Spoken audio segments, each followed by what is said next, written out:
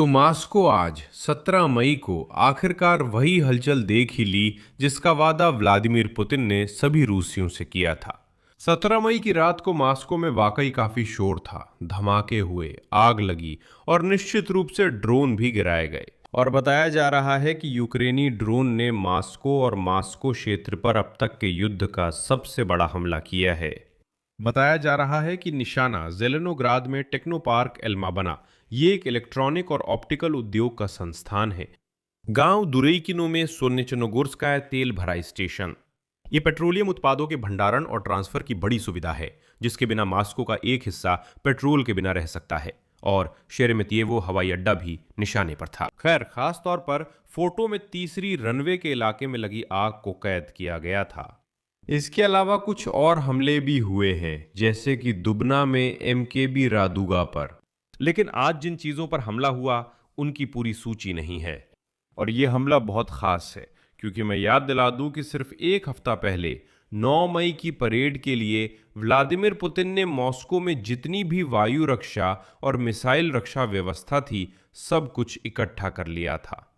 Moscow आज के दिन रूस का सबसे सुरक्षित शहर है, लेकिन ये सामने आया है कि यूक्रेनी ड्रोन इस वायु रक्षा को भी भेद सकते हैं, जो ये दिखाता है कि या तो यूक्रेनी ड्रोन अब इतने अच्छे हो गए हैं या फिर रूसी वायु रक्षा इतनी खराब है। तो चलिए इस एपिसोड में मॉस्को हमले पर चर्चा करते हैं। और मैं तुरंत ये भी बता दूं कि ये वही जवाब है यूक्रेन की तरफ से उस हमले के लिए जो गंदे रूसियों ने कीव पर किया था। 13 से 14 मई की रात को, जब दुर्भाग्य से रूसी मिसाइल के हमले में 20 से ज्यादा लोग मारे गए थे। मेरा नाम अलेक्सेई पिचिए है। आइए इस विषय पर चर्चा करें। शुरू करने से पहले कृपया इस एपिसोड को लाइक करें और अपनी राय कमेंट में लिखें, ताकि ज्यादा दर्शक इसे देख सकें। मेरे टेलीग्राम चैनल पेचिए न्यूज को सब्सक्राइब करें, लिंक डिस्क्रिप्शन में है। Вон. Ага. Дымит, блядь. Сбили, походу. Ебать. अरे साला चोट दिया। ये खिंकी है दोस्तों, सच में। अभी निकिता कहीं कुछ मार गिरा रहा है। साथ ही ये खींकी है साला, ये बस कोई बकवास है। Короче, сначала сюда один дрон влетел, потом второй влетел. Вот. Всё. Крутится. Вот так вот, по фасаде. Ну, вроде все живы целы. Ну, владельцам тачки не повезло. मार गिरा है, फोटो है।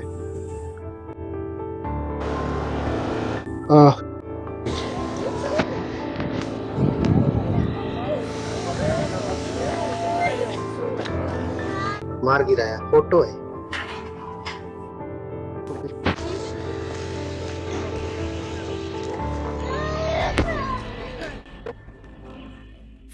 फोटो से लगता है कि उसे मार गिराया गया।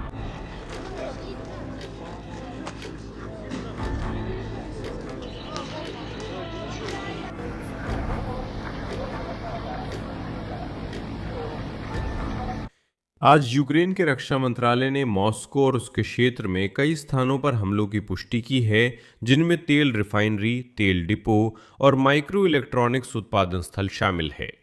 विभाग ने कहा कि मॉस्को और उसका क्षेत्र अब तक के सबसे बड़े हमलों में से एक का सामना कर चुके हैं। और यूक्रेन के रक्षा मंत्रालय ने कहा कि युद्ध वहीं लौट रहा है जहां से वो आया था। मंत्रालय के मुताबिक यूक्रेन की रक्षा बलों ने पहली बार मॉस्को की तेल रिफाइनरी, सोलनेचनोगोर्स्काया तेल डिपो और माइक्रो इलेक्ट्रॉनिक्स उत्पादन से जुड़े कई उद्यमों पर पहली बार प्रहार किया। यूक्रेन के रक्षा मंत्रालय का आगे बयान है, पहले इन ठिकानों की भारी मात्रा में वायु रक्षा प्रणालियों से सुरक्षा की जाती थी, लेकिन कुछ अजीब हुआ। हे भगवान, रूस पर बम गिराओ, ये यूक्रेन के रक्षा मंत्रालय ने लिखा। अब आइए समझते हैं कि आखिर जल क्या रहा था, कहां हमला हुआ। क्योंकि सोशल मीडिया पर ढेरों वीडियो हैं जिनमें रूसवासी मॉस्कोवासी बस रो रहे हैं, समझ नहीं पा रहे कि क्या हो रहा है। वे कहते हैं, ओह हमला हो रहा है, कुछ फट रहा है, ये क्या हो रहा है साथियों। इस साथी पर तो मैं आज सुबह भर हंसता रहा। मैंने सोचा ये तो बस कुछ चुटकुले हैं, लेकिन पता चला रूसी लोग आज भी सच में ऐसे ही बात करते हैं। साथियों, ये क्या हो रहा है साथियों।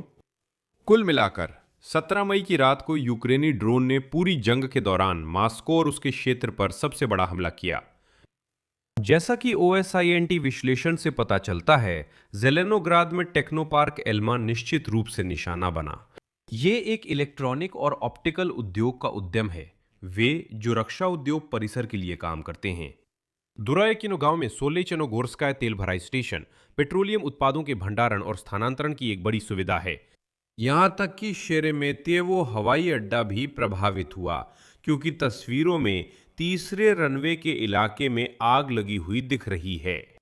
अब यह भी पता चला है कि उसी तेल भराई स्टेशन और टेक्नो पार्क में निश्चित रूप से आग लगी है। इसके अलावा MKB रादुगा पर भी हमला हुआ है, जो दुबना में है। ये क्रूज मिसाइलों का डेवलपर है। और मॉस्को के मेयर सर्गेई सोब्यानिन के अनुसार कापोतनिया में स्थित मॉस्को ऑयल रिफाइनरी पर भी हमला हुआ है। ऑनलाइन बोर्ड के अनुसार शेरमेतिएवो में 200 से अधिक उड़ानें रद्द या विलंबित कर दी गई हैं और एरोफ्लोट ने बताया है कि कुछ आने वाली उड़ानों को वैकल्पिक हवाई अड्डों की ओर मोड़ दिया गया है। वनुकोवो में करीब 100 उड़ानें स्थगित या रद्द की गई हैं। और अब शेरमेतिएवो सेवा ने बताया कि ड्रोन के मलबे यात्री क्षेत्रों से सुरक्षित दूरी पर गिरे हैं और कोई हताहत नहीं हुआ है। और इंटरनेट पर पहले ही इस बात को लेकर मीम्स बन रहे हैं कि यूक्रेनी ड्रोन को मलबा कहा जाता है, क्योंकि रूसियों के पास पूरी जंग में सिर्फ मलबे ही गिरते हैं। लेकिन ऐसा लगता है कि ड्रोन या मिसाइलें सीधे अपने लक्ष्य पर गिरी हैं। मॉस्को में रिहायशी इमारतों पर हमले दर्ज किए गए हैं, जिनमें मिखाइलोवा सड़क भी शामिल है। जेलेनोग्राद में एक बहुमंजिला इमारत का बाहरी हिस्सा बुरी तरह क्षतिग्रस्त हो गया है। रूसवासी वीडियो में शिकायत कर रहे हैं, अरे बालकनी गिर गई। सोशल मीडिया पर खिमकी, लोबनिया और नाराफोमिंस्क के लोगों ने भी धमाकों की खबर दी है। इसके अलावा जो मजेदार हैं, मैं फिर से याद दिला दूं कि 9 मई से पहले पुतिन ने मॉस्को में हर तरह की वायु रक्षा ताकतें इकट्ठा कर ली थीं। वहां मोबाइल इंटरनेट बंद कर दिया गया था, मोबाइल नेटवर्क भी बंद कर दिया गया था और सुरक्षा के इंतजाम सबसे ऊंचे स्तर पर थे। लेकिन आज मॉस्को के निवासी किसी वजह से हमले के दौरान साधारण चेतावनी प्रणाली की अनुपस्थिति की शिकायत कर रहे हैं। खिमकी, मितिशी, जेलेनोग्राद और लोबनिया के चैट्स में एक के बाद एक नागरिकों के संदेश आने लगे, जो हैरान थे कि आखिर सायरन क्यों नहीं बजे। और सबसे मजेदार बात यह कि ड्रोन के करीब आने पर SMS अलर्ट क्यों नहीं आया, क्योंकि आपकी मोबाइल सेवा बंद थी। पुतिन को आपकी किसी काम की नहीं, औरतों की कोई परवाह नहीं। आप लोग कौन हैं? मॉस्कोवासी। आप लोगों ने अचानक किस बात की शिकायत करने की ठान ली? जल्दी से छुप जाओ और चुप रहो। कई लोगों ने यह भी शिकायत की कि हमले के दौरान आपातकालीन सेवाओं के नंबर 112 पर कॉल नहीं लग पाई, क्योंकि लाइन लगातार व्यस्त थी। नहीं, आपके पास तो बस मोबाइल सेवा ही नहीं थी। मॉस्को क्षेत्र के गवर्नर आंद्रेई वोर्बियोव ने बताया कि वायु रक्षा बलों ने रात 3 बजे से हमले रोकने शुरू किए। उनकी जानकारी के अनुसार इस क्षेत्र में कम से कम 3 लोगों की मौत हुई है, घायल हुए हैं। खिमकी, क्रास्नोगोर्स्क, डेडोव्स्क और अन्य बस्तियों में आवासीय इमारतों व नरोफोमिन्स्की जिले और सर्गियेव पोसाद में निजी घरों को नुकसान पहुंचा है, जहां जिले के प्रमुख के अनुसार 4 घर नष्ट हुए हैं। इसी क्रम में यूक्रेन के ड्रोन बलों के कमांडर रॉबर्ट ब्रॉडी मड्यार ने टेलीग्राम चैनल पर उन ड्रोन की तस्वीरें पोस्ट की हैं जो संभवतः हमले में इस्तेमाल हुए थे। एक पर मॉस्को लिखा है और आगे ब्रॉडी लिखते हैं, मौके बराबर हो गए हैं। पात्रियार्शीय प्रूदी इलाके और आसपास में शांतिपूर्ण जीवन की एक तरफा गारंटी खत्म हो गई है।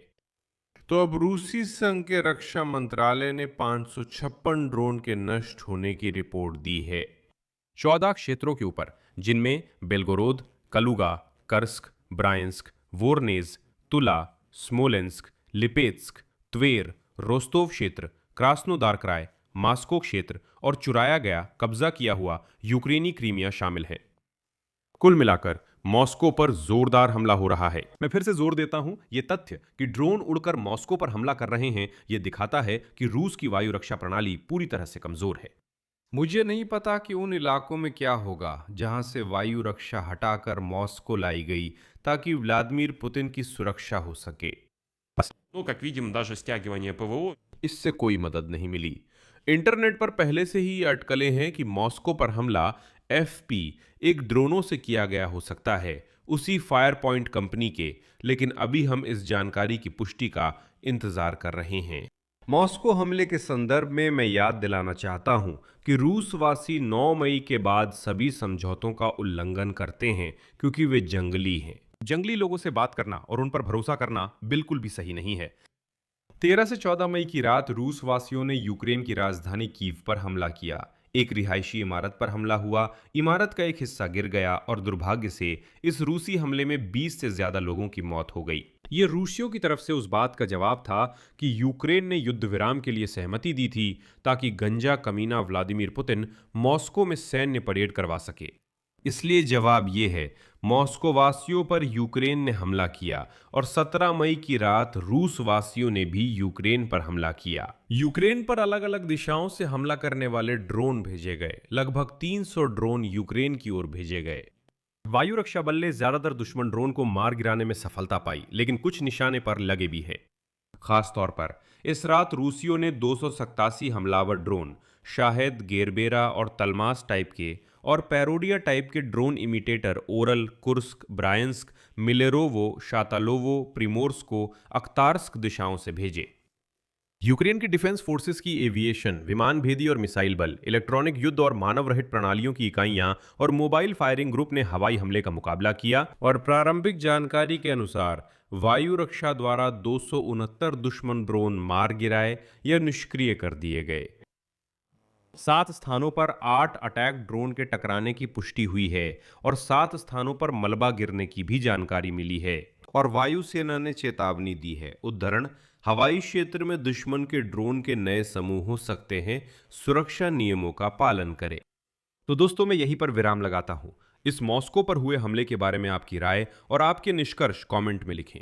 क्या आपको लगता है आज मॉस्को पर यह सबसे बड़ा हमला है और क्या यह आखिरी होगा, या फिर आगे भी रूसी राजधानी पर और भी ज्यादा असरदार हमलों का इंतजार करना चाहिए?